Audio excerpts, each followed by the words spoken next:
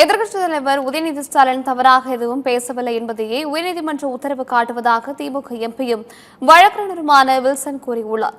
டெல்லியில் செய்தியாளர்களிடம் பேசிய அவர் இவ்வாறு கூறினார்.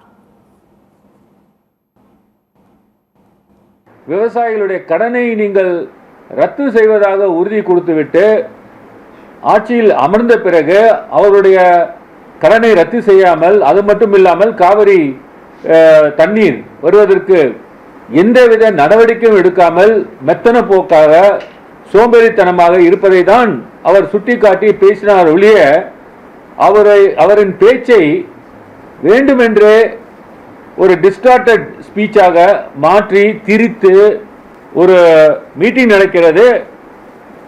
அந்த மீட்டிங்கில் சில பேர் சத்தம் போடுவார்கள், கத்துவார்கள், அவர்கள் ஏதாவது சொல்லுவார்கள். அவர்கள் சொல்வதெல்லாம் நாம் சொல்வதாக எடுத்துக்கொள்ள முடியாது.